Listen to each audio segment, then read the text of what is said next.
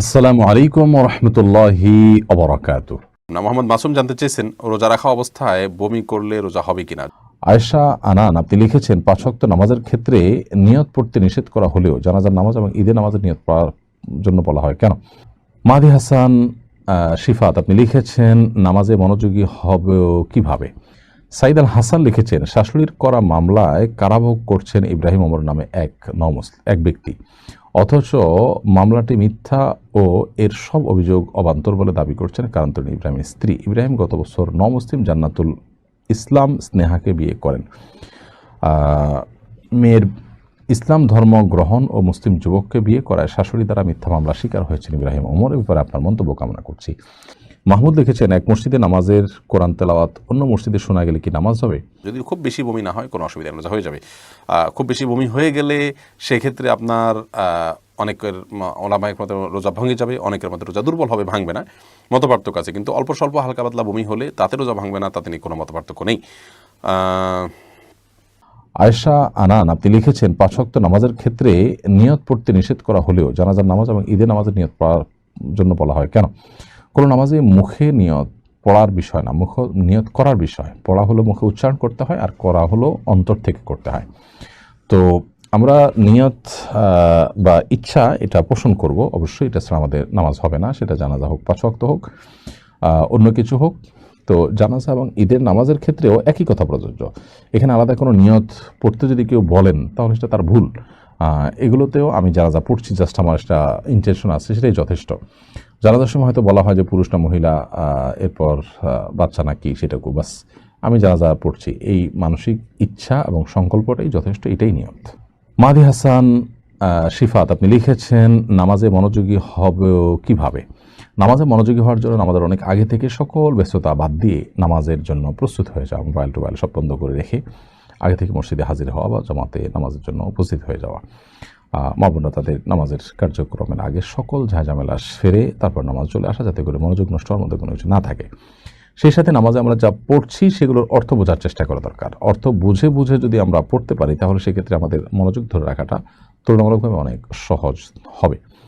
এবং এর পাশাপাশি যত দীর্ঘ রুকু সেজদা, উঠা বসা, কেরাত পাঠ যত সময় নিয়ে আমরা ধীরে ধীরে করতে পারবো, তত বেশি মনোযোগ ধরে রাখার সুযোগ তৈরি হবে ইনশাআল্লাহ তাআলা। সাইদ আল হাসান লিখেছেন, শাশুড়ির করা মামলায় কারাভোগ করছেন ইব্রাহিম ওমর নামে এক ব্যক্তি, অথচ মামলাটি মিথ্যা ও এর সব অভিযোগ অবান্তর বলে দাবি করছেন কারান্তরী ইব্রাহিমের স্ত্রী। ইব্রাহিম গত বছর মুসলিম জান্নাতুল ইসলাম স্নেহাকে বিয়ে করেন। মেয়ের ইসলাম ধর্ম গ্রহণ ও মুসলিম যুবককে বিয়ে করায় শাশুড়ি দ্বারা মিথ্যা মামলা শিকার হয়েছেন ইব্রাহিম ওমর। এ ব্যাপারে আপনার মন্তব্য কামনা করছি। দেখুন, আমরা আমাদের দেশে এমন একটা অবস্থা দেখতে পাচ্ছি যেটি আসলে বাংলাদেশের শুরু থেকে পর্যন্ত এরকম অবস্থা কখনো হয়েছে বলে আমার মনে হয় না। আমরা দেখতে পাচ্ছি যে একজন মেয়ে, তিনি হিন্দু থেকে ইসলাম গ্রহণ করেছেন, স্বেচ্ছায় সজ্ঞানে প্রাপ্তবয়স্ক তিনি বলছেন, কিন্তু তারপরও তাকে হেনস্থার শিকার হতে হচ্ছে, তাকে বাধা দেওয়া হচ্ছে তার ইসলাম পালনে। একজন প্রাপ্তবয়স্ক মেয়ে ধর্ম তিনি গ্রহণ করেছেন ইসলামকে, এবং মুসলিম যুবককে বিয়ে করেছেন সুস্থ স্বাভাবিকভাবে। এক্ষেত্রে আমাদের প্রচলিত আইন এবং সংবিধানের আলোকে মা বাবার কোনো বাধা দেওয়ার কোনো অধিকার থাকার কথা নয়, কিন্তু সেটা হচ্ছে।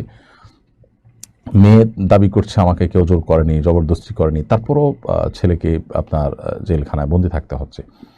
এগুলো আমাদের দেশে যে একটা ভয়াবহ সাংস্কৃতিক আগ্রাসন চলছে, এবং মুসলমানদেরকে যে খুব কোণঠাসাময় একটা পরিস্থিতির মধ্যে ফেলে দিয়ে এক ভয়ঙ্কর পরিস্থিতি তৈরি করা হচ্ছে, সেটি বোঝার জন্য আর পণ্ডিত হওয়ার প্রয়োজন নেই।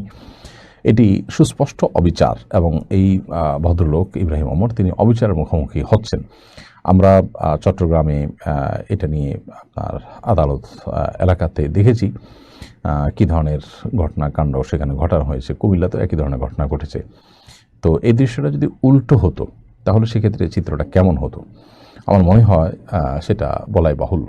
তো ইসলাম এবং মুসলমানদের উপর এক ধরনের খড়গ হস্ত আমরা দেখতে পাচ্ছি, সমাজ, রাষ্ট্রযন্ত্র এবং সমাজের প্রত্যেকটা সেক্টর।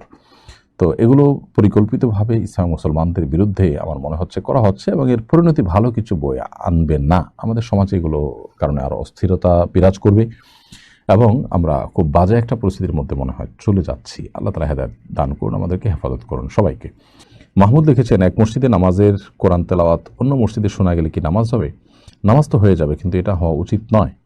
প্রত্যেক মসজিদের দায়িত্বশীল ব্যক্তিবর্গ ওই এলাকা বা তার আশেপাশে অন্য কোনো মসজিদের সালাতে যারা রত আছেন তাদের কোনো প্রকার ডিস্টার্ব যেন না হয় সেদিকটা তাদের খেয়াল করা দরকার এবং আওয়াজ নিয়ন্ত্রণ করা দরকার। বিশেষ করে নামাজের যে কোরআন তেলাওয়াত, এই কোরআন তেলাওয়াত তো মাইকে অনেক দূর দূরান্ত পর্যন্ত শোনার প্রয়োজন নয়, বিশেষ করে যখন ঘন ঘন মসজিদ থাকে, আমাদের মতো ঘন বসতির জায়গা, সেখানে তো অন্যদের তেলাওয়াতে বিঘ্ন সৃষ্টি হতে পারে, বিভ্রান্তি হতে পারে দুইটা মাইকের আওয়াজের কারণে। তো এই বিষয়গুলো মাথায় রেখে আমার মনে হয় আওয়াজের বিষয়ে আমাদের দায়িত্বশীল হওয়া দরকার। আমরা প্রায় সময় বলি যে অপ্রয়োজনীয় শব্দ এটা কোনো সমাজে গ্রহণযোগ্য না, ইসলামেও গ্রহণযোগ্য না। অতএব বিনোদন, রাজনীতি কিংবা ধর্ম যে কোনো নামে প্রয়োজনের অতিরিক্ত শব্দের ব্যবহার, যেটা মানুষকে বিরক্তির দিকে নিয়ে যায়, মানুষের ক্ষতির কারণ হয়, কষ্টের কারণ হয়, সেটা কোনোভাবেই গ্রহণযোগ্য নয়। সেটা আমাদের সকলের বর্জন করা উচিত।